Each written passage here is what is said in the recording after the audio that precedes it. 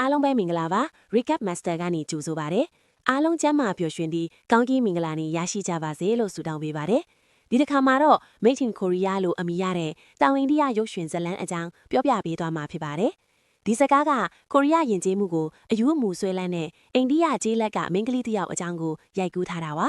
ဒရာမာတွေကနေ K-pop အထိသူမရဲ့အိမ်မက်ကတစ်ခုတည်းမှာပဲကိုရီးယားကိုကိုယ်တိုင်သွားပြီးမြင်တွေ့ချင်တာပါဒါပေမဲ့ကန်ဆိုးစွာနဲ့ပင်သူမဟာကိုယ့်ရဲ့စိတ်ဆက်ထားသူကလှည့်စားပြီးကိုရီးယားမှာတယောက်တည်းရောင်းစားခံလိုက်ရပါတယ်။သူမဟာအသက်ရှင်ရပ်တည်နိုင်မှုနဲ့သူမအယမ်းတန်ဖိုးထားတဲ့တိုက်တစ်ပါးမှာအောင်မြင်မှုကြိုးစားရုန်းကန်ခဲ့ရပါတယ်။သူမအဲ့ဒီမှာအောင်မြင်နိုင်မလားဒါမှမဟုတ်ပျက်စီးသွားမလားဆိုတာကိုတော့အချိန်မဆွဲပဲတင်ဆက်ပေးလိုက်ပါတယ်။ဇလန်အစမှာတော့ကိုရီးယားအမျိုးသမီးနဲ့အမျိုးသားအချို့ပစ္စည်းတွေထပ်ပိုးနေတာကိုတွေ့ရပါတယ်။သူတို့ဟာတမီလ်နာဒူးမှာရှိတဲ့သူတို့ရဲ့တငယ်ချင်းတွေကိုတွေ့ဖို့အိန္ဒိယကိုသွားဖို့စီစဉ်နေကြပါတယ်။ဘာလို့သူတို့အိန္ဒိယကိုသွားကျင်တာလဲ။ဒါဆိုရင်လွန်ခဲ့တဲ့အနည်းငယ်စီကိုပြန်သွားကြည့်ရအောင်။အဲ့ဒီအချိန်တုန်းကကျောင်းမှာဒရာမာပြိုင်ပွဲတစ်ခုရှိခဲ့ပါတယ်။ကလေးတွေဟာအိန္ဒိယသူရဲဟောင်းတွေရဲ့ဝတ်စုံတွေကိုဝတ်ဆင်ထားကြပါတယ်။ဒါပေမဲ့ကလေးတစ်ယောက်ကတော့ဟန်ဘိုကိုရီးယားရိုးရာဝတ်စုံကိုဝတ်ဆင်ထားပါတယ်။အဲ့ဒီမိန်းကလေးရဲ့နာမည်ကဆန်ဘာဂမ်မာဘာလို့သူမကတယောက်တည်းကွဲပြားနေရတာလဲဆိုတော့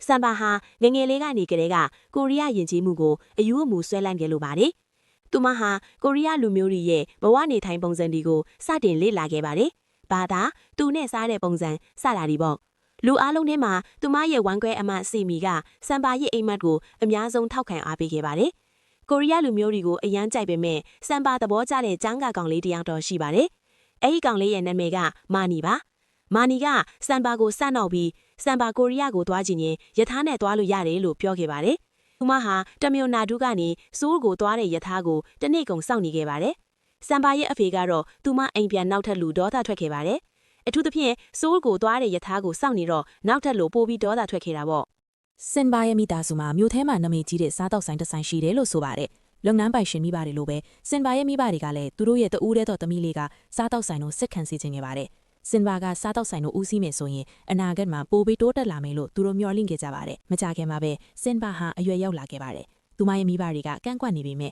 ကိုရီးယားကိုသွားဖို့အိမ်မက်ကိုဘယ်တော့မှမမေ့ခဲ့ပါဘူး။သူမရဲ့မိဘတွေကစားတောက်ဆိုင်ကိုစင်ဘာကိုအမွေပေးချင်တာကြောင့်စင်ဘာကိုဟိုတယ်စီမံခန့်ခွဲမှုဘာသာရပ်ကိုတင်ယူဖို့ပြောခဲ့ပါတယ်။ဒါပေမဲ့ပညာရေးချင်းငွေလျှောက်ထားတဲ့အခါစင်ဘာကအဲ့ဒီချင်းငွေကိုကိုရီးယားကိုသွားဖို့အသုံးပြုဖို့ရည်ရွယ်ခဲ့ပါတယ်။ဒါကြောင့်ဘဏ်ကချင်းငွေမပေးနိုင်ခဲ့ပါဘူး။ဘာလို့လဲဆိုတော့အဲ့ဒီအကြောင်းအရာကပညာရေးနဲ့လုံးဝမသက်ဆိုင်လို့ပါပဲ။မကြခင်မှာပဲစင်ဘာရဲ့မိဘတွေဟာလူဝင်မှုကြီးကြပ်ရေးအရာရှိတွေကစင်ဘာရဲ့အိမ်ကိုစစ်ဆေးဖို့လာတဲ့အခါအံ့အားသင့်ခဲ့ကြပါတယ်။တကယ်တော့စင်ဘာဟာကိုရီးယားကိုသွားဖို့ passport နဲ့ visa ကိုတိတ်တိတ်လိလျှောက်ထားခဲ့တာပါ။အဲ့ဒီအကြောင်းအရာကြောင့်ကူမာရန်နဲ့ဒေဗီတို့ဟာထပ်ပြီးငင်းခွန်ခဲ့ကြပါတယ်။သူတို့မှာသမီးတစ်ယောက်ပဲရှိပါတယ်။သူတို့သမီးကနိုင်ငံခြားကိုသွားမယ်ဆိုရင်သူတို့ရဲ့မိသားစုလုပ်ငန်းကိုဘယ်သူကဆက်ခံမလဲ။သူတို့အိုမင်းမစွမ်းဖြစ်လာတဲ့အခါဘယ်သူကသူတို့ကိုပြုစုဆောင်ရှောက်မလဲ။အချို့အားဖြင့်တော့သူမရဲ့မိဘနှစ်ပါးစလုံးကစင်ဘာနိုင်ငံခြားသွားတာကိုသဘောမတူခဲ့ကြပါဘူး။ဒါပေမဲ့စင်မီကတော့စင်ဘာကိုဆက်ပြီးကာကွယ်ပြီးခဲ့ပါတယ်။ဒီနေ့ခေတ်မှာကဘာကြီးကခက်မိလာပါပြီ။နိုင်ငံခြားမှာအလုံးလုပ်ပြီးအောင်မြင်နေတဲ့မိန်းကလေးတွေအများကြီးပါပဲ။စင်ဘာရဲ့ကိုရီးယားကိုအမြဲသွားခြင်းနဲ့ဆန္ဒကြောင့်ကူမာရန်ကစင်ဘာကိုလက်ထပ်ဖို့ပြောခဲ့ပါတယ်။လက်ထပ်ပြီးရင်စင်ဘာဟာသူမရဲ့တုံအားတဲ့အိမ်မက်အားလုံးကိုမေ့သွားလိမ့်မယ်လို့သူယူဆခဲ့တာပါ။ဖခင်ရဲ့ဖိအားတွေကြောင့်စင်ဘာဟာသူမရဲ့ချစ်သူမာနီကိုချက်ချင်းဖုန်းခေါ်ခဲ့ပါတယ်။မာနီကတော့ဘားသေးသေးလေးတစ်ခုမှအလုပ်လုပ်နေတာပါ။ဒါပေမဲ့စင်ဘာစီကဖုန်းဝင်လာတဲ့အခါမာနီကစင်ဘာရဲ့ဖုန်းကိုအကြိမ်ကြိမ်ပယ်ချခဲ့ပါတယ်။ဒါပေမဲ့ဖုန်းနံပါတ်မသိတဲ့ဖုန်းဝင်လာတဲ့အခါမာနီကချက်ချင်းကြိုက်လိုက်ပါတယ်။အဲ့ဒါကမာနီရဲ့အကျွေးတွေစက်ခိုင်းတဲ့ဘန်ကဖုန်းခေါ်တာပါ။ဘန်အရာရှိတွေကမာနီကအကျွေးတွေမဆက်ရင်မာနီရဲ့အိမ်နဲ့ပစ္စည်းတွေကိုတင်မယ်လို့ချိန်ချောက်ခဲ့ပါတယ်။ကန်ဆိုးစာနဲ့မယ်ဒေါသထွက်နေတဲ့အချိန်မှာစင်ဘာကရောက်လာပြီးမာနီကဘာလို့သူမကိုအမြဲရှောင်နေတာလဲလို့မေးခဲ့ပါတယ်။မာနီကတော့ပိုပြီးဒေါသထွက်သွားခဲ့ပါတယ်။သူ့ခေါင်းထဲမှာဘာတွေဖြစ်နေတာလဲဆိုတာသူမှမသိခဲ့ပါဘူး။မာနီဟာကွယ်လွန်သွားတဲ့ဖခင်စီကနေအကျွေးအများကြီးအမွေရခဲ့တယ်လို့သိရပါတယ်။မာနီဟာအဲ့ဒီအကျွေးအားလုံးကိုဆက်နိုင်ဖို့အထက်ပင်စွန့်ပြီးအလုံးလုပ်ခဲ့ရပါတယ်။စင်ဘာကသူမကိုဖခင်ကအတင်းတာလက်ထပ်ခိုင်းနေတယ်လို့ပြောခဲ့ပါတယ်။မာနီကသူမကိုတကယ်ချစ်သေးတယ်ဆိုရင်သူတို့တကယ် serious ဖြစ်တယ်ဆိုရင်မာနီကိုချက်ချင်းလက်ထပ်ခွင့်တောင်းဖို့ပြောခဲ့ပါတယ်။ဒါပေမဲ့မာနီကတော့ပိုပြီးဒေါသထွက်သွားခဲ့ပါတယ်။သူကအကျွေးအများကြီးရှိတဲ့ဘားဝန်ထမ်းလေးတစ်ယောက်ပါ။တနေ့တော့ရွာပွဲစဉ်တစ်ခုမှာကူမာရန်ကသူ့သမီးမာနီနဲ့ကာတုံးနေတာကိုတွေ့ခဲ့ပါတယ်။ကူမာရန်ကမာနီစီကိုချက်ချင်းသွားပြီးမာနီရဲ့တငယ်ချင်းအားလုံးတော့မြို့ကိုသွားပြီးအောင်ငင်နေကြပြီလို့ပြောခဲ့ပါတယ်။မာနီတို့ဒီချဲလေရွာလေးထဲမှာလာစာနေနဲ့အမြဲတမ်းနေတာမျိုးမဟုတ်ဘူးလို့ပြောခဲ့ပါတယ်။ကူမာရန်ကစင်ဘာတော့စေအင်ဂျင်နဲ့ရှိသားပြီးဖြစ်တယ်လို့ပြောခဲ့ပါတယ်။ဒါကြောင့်မာနီကသူ့သမီးကိုထပ်ပြီးမနှောက်ယှက်ဘူးလို့ပြောခဲ့ပါတယ် အဲ့ဒီစကားကိုကြားတဲ့အခါမာနီကတော့တိတ်ဆိတ်နေခဲ့ပါတယ် နောက်တစ်နေ့မှာတော့ဆမ်ဘာရဲ့စိတ်ဆက်ထားသူရောက်လာခဲ့ပါတယ်ဆမ်ဘာကသူမရဲ့မိဘတွေကိုကန့်ကွက်ခဲ့ပြီးမြဲသူတို့ကနားမထောင်ခဲ့ပါဘူးဘာလို့လဲဆိုတော့သူတို့ကဆမ်ဘာတဲ့မာနီရဲ့အချစ်ဆက်လန်ကိုစိတ်ကုန်နေပြီဖြစ်ပြီးဆမ်ဘာကိုကိုရီးယားကိုတွားစေချင်နေလို့ပါပဲအတူချုပ်ပြောရရင်ဆမ်ဘာဟာရာဂျူးနဲ့တွေ့ဆုံခဲ့ပါတယ်ရာဂျူကသူ့ရဲ့ကောင်းမွန်တဲ့အလုပ်ကိုင်းကြီးမားတဲ့လစာနဲ့ချမ်းသာတဲ့မိသားစုနောက်ခံတဲ့အကြောင်းကိုရှင်းပြခဲ့ပါတယ်ရာဂျူကဆမ်ဘာရဲ့ကိုရီးယားကိုတွားခြင်းတဲ့အိမ်မက်ကိုလည်းသိပါတယ်ရာဂျူကသူတို့လက်ထပ်ပြီးရင်ကိုရီးယားကိုဟန်နီမွန်းတွားနိုင်မယ်လို့ကတိပေးခဲ့ပါတယ်ဒါပေမဲ့ဆမ်ဘာကတော့ရာဂျူကိုလက်မခံနိုင်ခဲ့ပါဘူးဘာလို့လဲဆိုတော့သူမရဲ့နှလုံးသားထဲမှာမာနီတယောက်ထဲသာရှိနေလို့ပါပဲရာဂျူကတော့လက်လျှော့ခဲ့ပါတယ်ဆမ်ဘာကလက်မထပ်ချင်ဘူးဆိုရင်သူမကိုအတေးအကျက်လက်ထပ်ခိုင်းမှာမဟုတ်ဘူးလို့သူပြောခဲ့ပါတယ်ညဘက်မှာတော့ဆမ်ဘာကမာနီကိုလာဖို့ပြောခဲ့ပါတယ်သူမမချစ်တဲ့သူနဲ့လက်မထပ်ချင်ပါဘူးဆမ်ဘာကမာနီကိုချစ်ချင်းလက်ထပ်ခွင့်တောင်းဖို့ပြောခဲ့ပါတယ်ဒါမှသူမရာဂျူနဲ့လက်ထပ်เสียမလို့မှာပါဒါပေမဲ့မာနီကတော့ထပ်ပြီးမလုပ်နိုင်ခဲ့ပါဘူးဆမ်ဘာရဲ့မိသားစုကသူ့ကိုလုံးဝညှင်းပယ်မှသေးကြပါတယ်နောက်ပြီးသူလည်းလက်ထပ်ဖို့အစင်သင့်မထစ်သေးပါဘူးဆမ်ဘာကလည်းကိုရီးယားကိုတွားဖို့အိမ်မက်ရှိနေပါသေးတယ်ကန်ဆိုးစာနဲ့လည်းသူတို့ရဲ့စကားပြောဆိုမှုကိုကူမရန်ကမြင်သွားခဲ့ပါတယ်ချက်ချင်းပဲကူမရန်ကမာနီကိုမောင်းထုတ်ပြီးဆမ်ဘာကိုအိမ်ထဲဝင်ဖို့ပရိုခဲ့ပါတယ်ဒါပေမဲ့ဆမ်ဘာကမဝင်ခဲ့ပါဘူးသူမမာနီနဲ့ပဲအတူနေချင်ခဲ့ပါတယ်အဲ့ဒီချိန်မှာကူမရန်ကအယမ်းစိတ်ဖြစ်ခဲ့ပါတယ်ဆမ်ဘာရဲ့ဆုံးဖြတ်ချက်ကနောင်တရစစ်လိမ့်မယ်လို့သူပြောခဲ့ပါတယ်အဲ့ဒါကိုမြင်တဲ့အခါမာနီကဆမ်ဘာကသူ့နဲ့ထွက်ပြေးခြင်းတယ်ဆိုရင်သူတို့ထွက်ပြေးကြမယ်လို့ပြောခဲ့ပါတယ်ဒါပေမဲ့ဆမ်ဘာကမာနီကဘဲကိုခေါ်သွားမလဲဆိုတာမမေးရပါဘူးဆမ်ဘာကမာနီရဲ့အစီအစဉ်အားလုံးကိုနားခံယုံပါပဲအတူချုပ်ပြောရရင်သူတို့တကယ်ထွက်ပြေးခဲ့ကြပါတယ်မာနီကဆမ်ဘာကိုသူတို့နှစ်ယောက်အတွက်လုံးဝစိမ့်သက်နေတဲ့ဘန်ကလာရုမြို့ကိုခေါ်သွားခဲ့ပါတယ်အင်ကနေထွက်ပြေးပြီးရဲတပတ်အနေငယ်အကြာမှာဆမ်ဘာဟာသူမရဲ့ဖခင်နဲ့မိခင်ကိုလွမ်းဆွနေတာကိုမဖုံးကွယ်နိုင်ခဲ့ပါဘူးသူမဟာဖခင်ကိုခွင့်လွှတ်ပြီးကောင်းကြီးဖေးကိုအကြိမ်ကြိမ်ဖုံးခေါ်ခဲ့ပါတယ်ဒါပေမဲ့ကူမရန်ကဆမ်ဘာရဲ့ဖုံးကိုဖယ်တော့မှမကင်ခဲ့ပါဘူးလအနေငယ်အကြာမှာတော့ဆမ်ဘာနဲ့မာနီတို့ရဲ့ဘဝကပိုပြီးဆိုးရွားလာတာကိုတွေ့ရပါတယ်ဆမ်ဘာကအချစ်ကစားဖို့မရဘူးလျှက်စစ်မိသားခွာဝယ်ဖို့မရဘူးအိမ်ငါးခါပေးဖို့မရဘူးဆိုတာကိုသဘောပေါက်လာခဲ့ပါတယ်ဒါပေမဲ့ရုတ်တရက်မာနီကဆမ်ဘာရဲ့မိဘတွေကိုတက်တေပြခြင်းတယ်လို့ပြောခဲ့ပါတယ်သူ့အတူနေရင်ဆမ်ဘာကဒုဖရောက်မှာတေးကြတယ်လို့ပြောခဲ့ပါတယ်မာနီကအားလုံးကိုပြင်ဆင်ထားပြီးပါပြီသူတို့နှစ်ယောက်ကိုရီးယားကိုအတူသွားကြမှာပါမာနီကဆမ်ဘာအတွက်ကိုရီးယားမှာအလုပ်ရှာပေးထားပြီးပါပြီသူတို့ကိုရီးယားမှာချမ်းသာစွာနေထိုင်ကြမှာပါအဲ့ဒီစကားကိုကြားတဲ့အခါဆမ်ဘာကအယမ်းပျော်ရွှင်ခဲ့ပါတယ်မာနီနဲ့ထွက်ပြေးဖို့ဆုံးဖြတ်ချက်ကမမှားဘူးလို့သူမယူဆခဲ့တာပါသူမဟာကိုရီးယားကိုတွားဖို့အိမ်မက်ကိုချက်ချင်းအကောင့်ထဲအဖော်နိုင်တော့မှာပါသူမအရန်ချစ်တဲ့ခင်ရင်းနဲ့အတူအဲ့ဒီမှာနေထိုင်နိုင်တော့မှာပါရဲတပတ်မင်းနဲ့ခါဆမ်ဘာဟာလေးစဉ်ကိုတွားဖို့ပြင်ဆင်နေပါတယ်ဒါပေမဲ့သူမရဲ့ခင်ရင်းဘာလို့မလာသေးတာလဲဆိုတာကိုသူမမနားမလဲခဲ့ပါဘူးမာနီကဆမ်ဘာကိုလေးစဉ်ကိုအရင်တွားဖို့ပြောခဲ့ပါတယ်သူကမန်းချောင်ကပတ်စံလဲနေပြီးမကြခင်လိုက်လာမယ်လို့ပြောခဲ့ပါတယ်မကြခင်မှာပဲဆမ်ဘာဟာလေးရင်ပေါ်ရောက်နေပါပြီ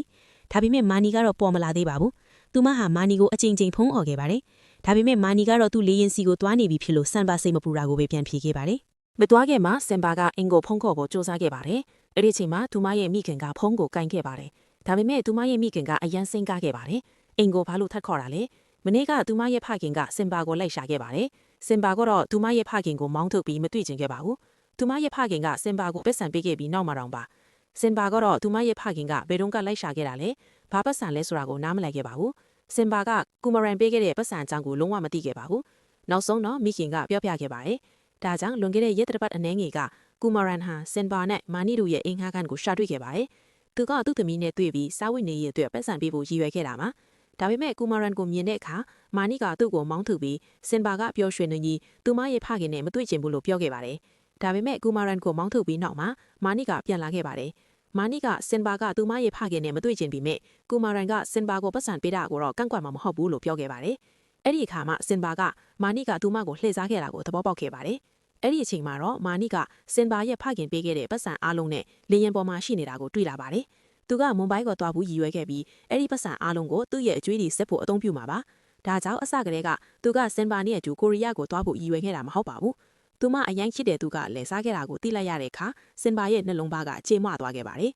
်အတူချုပ်ပြောရရင်ဆင်ဘာဟာဆိုးကိုရောက်ရှိခဲ့ပါတယ်လူဝဲမှုကြီးကြပ်မြေအရာရှိတွေကဆင်ဘာကိုကိုရီးယားကိုဘာကိစ္စနဲ့လာလဲလို့မေးတဲ့အခါသူမဘာပြန်ဖြေရမှန်းမသိခဲ့ပါဘူးဒါပေမဲ့အိန္ဒိယမှာသူမလစ်လာခဲ့တဲ့ကိုရီးယားဘာသာစကားနဲ့ဆင်ဘာဟာအခက်အခဲမရှိကိုရီးယားကိုဝင်ရောက်နိုင်ခဲ့ပါလေအဲဒီနောက်မှာဆင်ဘာကမာနီကိုထပ်ပြီးဖုံးခေါ်ဖို့ကြိုးစားခဲ့ပါလေမာနီကသူမရဲ့ဖုံးကိုပြန်ဖြေမယ်လို့သူမပြောလင့်ခဲ့တာမှာ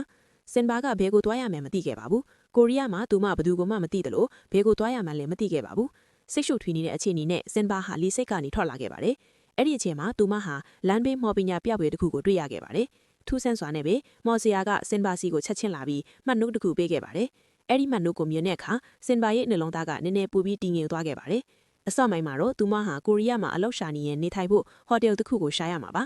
ဟိုတယ်ကိုရောက်တဲ့အခါစင်ဘာဟာမာနီကနေ voice note တစ်ခုရခဲ့ပါတယ်။အဲ့ဒီ voice note ရဲ့အဓိကအချက်ကတော့မာနီကစင်ဘာကိုလှည့်စားခဲ့တဲ့အတွက်တောင်းပန်တာပါ။မာနီကသူ့လိုအသုံးမကျတဲ့ကောင်လေးနဲ့ဆက်နေရင်စင်ဘာရဲ့ဘဝကပျော်ရွှင်မှာမဟုတ်ဘူးလို့ပြောခဲ့ပါတယ်။အနည်းဆုံးတော့မာနီကစင်ဘာရဲ့ကိုရီးယားကိုသွားဖို့အကြိုက်တုံးအိမ်မက်ကိုအကောင့်ထဲပေးနိုင်ခဲ့ပြီးပါပြီ။မာနီကစင်ဘာအသက်ဟိုတယ်တစ်ခုမှာအလုပ်လဲရှာပေးထားပြီးပါပြီ။ဟုတ်ကဲ့စင်ဘာကိုရီးယားကိုရောက်ခဲ့တာမှန်ပေမဲ့တိုင်းတရမှာအင်ဂျီယာမဲ့ထင်နေတာကတော့လိမ်ညာမှုပါ။နောက်တစ်နေ့မနက်မှာစင်ဘာကမာနီဖြောခဲ့တဲ့အတိုင်းသူမအလုပ်လုပ်ရမယ်ဟိုတယ်လိပ်စာကိုရှာဖို့စ조사ခဲ့ပါတယ်။ဒါပေမဲ့ဘတ်စကားစီးဖို့လုပ်တဲ့အခါစင်ဘာကယဉ်ကျေးမှုထိတ်လန့်မှုကိုချက်ချင်းခံစားခဲ့ပါတယ်။အိန္ဒိယမှာဘတ်စကားစီးဖို့အလူရတက်ရတာမျိုးမဟုတ်ပါဘူး။ကိုရီးယားမှာစင်ဘာကဘတ်စကားစီးဖို့တန်စီရမယ်ဆိုတာကိုသဘောပေါက်ခဲ့ပါတယ်။ဘတ်စကားကိုမှလေစင်ဘာကဘတ်စကားစီးဖို့ကပ်ပြလို့ရဆိုတာကိုသဘောပေါက်ခဲ့ပါတယ်။ရလငယ်နဲ့အဲ့ဒီနေ့မှာစင်ဘာကရေရွေမတရားလန့်သွားပြီးမာနီနဲ့အတူတုံးကသူမရဲ့လှပတဲ့ဘဝကိုပြန်လေတတိယနေခဲ့ပါတယ်။ဘာလို့ရမှမသိတဲ့အချိန်စင်ဘာကစူကျူးတောက်ဖို့စိုင်းတစ်ခုကိုတွားခဲ့ပါတယ်။သူမဟာခဏတာကလေးသူမရဲ့စူးရွားတဲ့အတွေ့အကြုံအလုံးကိုမေ့ပစ်ချင်းခဲ့တာပါ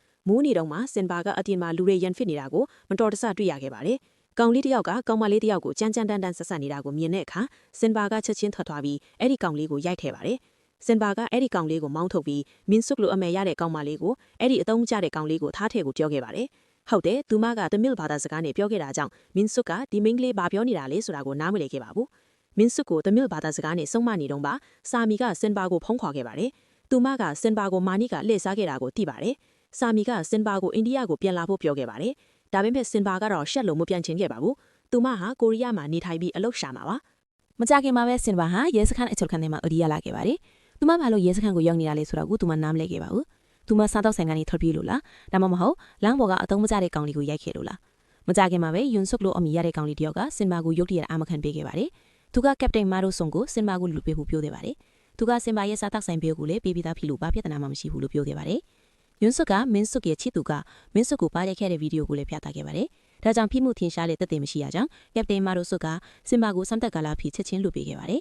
။စင်ဘာကနောက်ထပ်ပြဿနာရှာရင်သူမကိုဖမ်းဆီးရုံနဲ့မကပဲချက်ချင်းပြည်နှင်တံပေးမယ်လို့တတိပေးခဲ့ပါတယ်။အဖြစ်မှာစင်မာကဒီယွန်းဆုကဘာလို့လဲဘာလို့သူမကိုကူညီတာလဲလို့မေးခဲ့ပါတယ်။ယွန်းဆုကသူကစင်မာကရန်ဖြစ်နေတဲ့စုံတဲကိုခွဲထုံနေမှာကိုမတော်တန်တွေ့ခဲ့ကြလို့ပြောခဲ့ပါတယ်။ယွန်းဆုကစင်မာကိုကိုရီးယားမှာရှိနေတဲ့အခါတတိထားဖို့လည်းပြောခဲ့ပြီးနောက်ဆုံးတော့သူတို့လမ်းခွဲခဲ့ကြပါတယ်။အရင်ကမဖြိုရှင်စရာတွေ့ကြုံတွေရှိခဲ့ပြီးနောက်မှာစင်မာဟာကိုရီးယားလူမျိုးတွေရဲ့ဘဝနေထိုင်မှုပုံစံနဲ့လိုက်လျောညီထွေဖြစ်အောင်စော့တဲ့နေထိုင်နိုင်ခဲ့ပါတယ်။သူမဟာသူမအလုပ်လုပ်ရမယ့်ဟိုတယ်ကိုချက်ချင်းရှာခဲ့ပါတယ်။ဒါပေမဲ့အဲ့ဒီနေရာကိုရောက်တဲ့အခါစင်မာကအယမ်းအားသင်ခဲ့ပါတယ်။မန်နီပြောခဲ့တဲ့အတိုင်းကြီးမားတဲ့ဟိုတယ်မဟုတ်ပဲကိုရီးယားမာဖီးယားတွေပိုင်ဆိုင်တဲ့မကောက်တဲ့ဟိုတယ်တစ်ခုဖြစ်နေလို့ပါပဲစင်မာကအဲ့ဒီကနေချက်ချင်းထွက်ပြေးခဲ့ပါတယ်အခုစင်မာကပိုပြီးစိတ်ရှူထွေးနေပါပြီသူမရဲ့ပတ်စံတွေကုန်လူနေပါဖြစ်နေပါပြီသူမမှာအလံလည်းမရှိပါဘူးဒီလိုအခြေအနေမျိုးနဲ့ကိုရီးယားမှာဘလို့အသက်ရှင်ရပ်တည်နိုင်မလဲကန်ကောက်စွာနဲ့ပဲသူမယွန်းဆုနဲ့ထပ်တွေ့ခဲ့ပါတယ်ယွန်းဆုကစင်မာရဲ့အခြေအနေကိုသဘောပေါက်ပြီးသူမကိုကူညီဖို့ရည်ရွယ်ခဲ့ပါတယ်သူကစင်မာကိုအစာကျွေးပြီးအချိန်ပိုင်းအလုပ်ကြောင့်ရစာရွက်တွေကိုယူနိုင်တယ်လို့ပြောခဲ့ပါတယ်စင်မာကအဲ့ဒီအလုပ်အလုံးကိုချက်ချင်းယူခဲ့ပါတယ်ဒါပေမဲ့အချိန်ပိုင်းအလုပ်ဆိုတော့စူပါမားကတ်ဆောင်စိုင်းဝန်တန်အိမ်ကူစားတဲ့တာမန်လုပ်တွေပါပဲ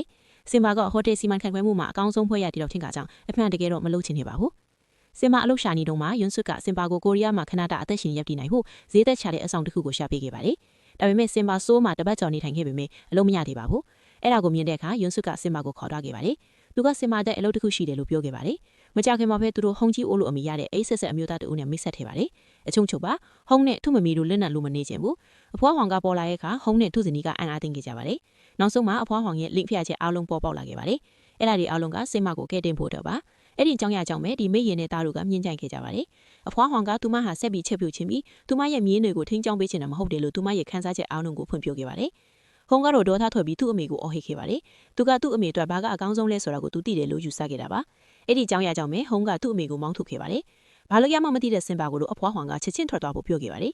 ကန်တန်ဆွဲပဲအပြင်ကိုထွက်သွားပြီးနောက်မှာပဲအဖွားဟောင်ကတတိမြင့်လဲကျသွားခဲ့ပါတယ်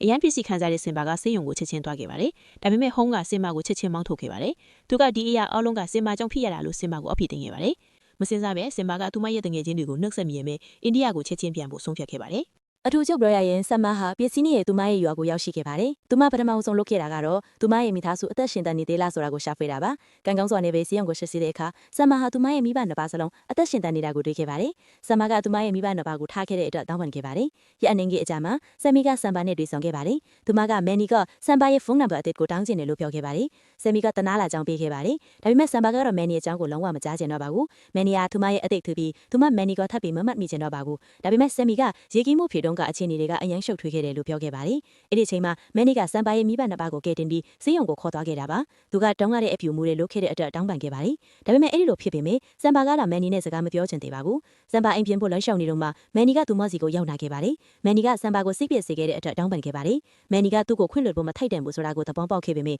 တောင်းပန်လိုက်ရတဲ့အတွက်နည်းနည်းတော့ပေါ်ပါသွားခဲ့ပါတယ်။အဲ့ဒီစကားကိုကြားတဲ့အခါစံပါကမန်နီကြောင့်စံပါကအခုလိုစံပါဖြစ်လာတာမှလူပေပြန်ဖြေခဲ့ပြီးစံပါကမန်နီကိုချက်ချင်းထားခဲ့ပါတယ်။ညနေပိုင်းမှာတော့ယွန်းဆွတ်ကဗီဒီယိုတစ်ခုပေးပို့ခဲ့ပါတယ်။သူကရုတ်တရက်ပျောက်ကွယ်သွားတဲ့စံပါရဲ့အခြေအနေကိုမေးခဲ့ပါတယ်။အဲ့ဒီချိန်မှာစံပါကယွန်းဆွတ်ရဲ့အနောက်ကွယ်ကမျက်နှာဖုံးကိုသဘောပေါက်ခဲ့ပါတယ်။လေးစိတ်ခင်မှာစံပါကိုအားပေးစကားပြောခဲ့တဲ့မော်စီယာကိုယွန်းဆွတ်ပါပဲ။ချက်ချင်းပဲပါစီဆွတ်ကစံပါရဲ့နောက်ကွယ်မှာတရောထိုးခဲ့ပါတယ်။အဲ့ဒီနောက်မှာတော့ယွန်းဆွတ်အပါအဝင်သူမရဲ့တငယ်ချင်းတွေပေါ်လာခဲ့ပါတယ်။သူတို့ဟာတောင်အိန္ဒိယရဲ့ဖော်ဝေမှုကိုခန်းစားခဲ့ကြရပါတယ်။အဲ့ဒီချိန်မှာကူမာရန်ကစံပါကိုသူမဟာကိုယ့်ရဲ့ဘဝလမ်းကြောင်းကိုကိုယ်တိုင်ရွေးချယ်ပိုင်ခွင့်ရှိတယ်ဆိုတာကိုသူ့သဘောပေါက်ခဲ့ပြီးလို့ပြောခဲ့ပါတယ်။စံပါကိုအရန်ချစ်တဲ့သူမရဲ့တငယ်ချင်းတွေအတူကိုရီးယားမှာနေထိုင်ရင်စံပါကပို့ပြီးပျော်ရွှင်လိမ့်မယ်ဆိုတာကိုသူသဘောပေါက်ခဲ့တာပါ။နောက်ဆုံးမှာတော့ကူမာရန်ကစံပါကိုကိုရီးယားမှာနေထိုင်ဖို့ခွင့်ပြုခဲ့ပါတယ်။အတူတူပြောရရင်စံပါနဲ့သူမရဲ့တငယ်ချင်းတွေဟာကိုရီးယားကိုပြန်သွားခဲ့ကြပါတယ်။စံပါကအဖွားဝိုင်းနဲ့အတူသူမရဲ့စားတောက်ဆိုင်ကိုချက်ချင်းသွားခဲ့ပါတယ်။သူမအဖွားဝိုင်းရဲ့အိမ်ကိုလည်းခဏဝင်ခဲ့ပေမဲ့ဝင်ဖို့မရဲခဲ့ပါဘူး။စံပါကအဖွားဝိုင်းရဲ့အခင်းတွေကိုယွန်းစုကိုမေးတဲ့အခါယွန်းစုကအဖွားဝိုင်းစီကနေမှတ်တမ်းထားတဲ့ဘာသာစကားကိုပေးခဲ့ပါတယ်။အဓိကအချက်ကတော့သူမစံပါနဲ့တွေ့ဆုံခဲ့တဲ့အတွက်အရန်ကျေးဇူးတင်ကြောင်းပြောတာပါ။စံပါဟာသူမရဲ့ဘဝနောက်ပိုင်းမှာအတူနေပေးခဲ့တဲ့တငယ်ချင်းဖြစ်ခဲ့ပါတယ်။အဖွားကစံပါကိုသူတို့အတူတူတီးဆောင်ခဲ့တဲ့စားတောက်ဆိုင်ကိုဆက်လက်လုပ်ခိုင်ဖို့လည်းပြောခဲ့ပါတယ်။အဲ့ဒါကအဖွားဝိုင်းမကွဲလွန်ခင်သူမရဲ့နောက်ဆုံးစကားပါတယ်။စကားအဆုံးမှာတော့စံပါကကိုရီးယားမှာအောင်မြင်သွားအောင်လုပ်ပြမယ်လို့ကတိပေးခဲ့ပါတယ်။သူမရဲ့ရွေးချယ်မှုကမှန်ကန်တယ်ဆိုတာနဲ့အိန္ဒိယမင်းကလေးတွေနိုင်ငံခြားမှာအောင်မြင်နိုင်တယ်ဆိုတာကိုသက်သေပြမယ်လို့ပြောခဲ့ပါတယ်။စကားကတော့ပြီးဆုံးသွားပါပြီ။ကဲဘယ်လိုလဲစိတ်ဝင်စားစရာကောင်းတယ်လို့မျှော်လင့်ပါတယ်။ကြိုက်နေတဲ့တဲ့ဆိုရင် like comment share လုပ်ပေးကြပါအောင် subscribe လုပ်ဖို့လည်းမမေ့ပါနဲ့နော် recap master ကို support လုပ်ချင်တယ်ဆိုရင် super thanks နဲ့လည်း support လုပ်နိုင်ပါတယ်ဒီအချိန်ထိကြည့်ရှုပေးခဲ့တဲ့အတွက်ကျေးဇူးတင်ပါတယ်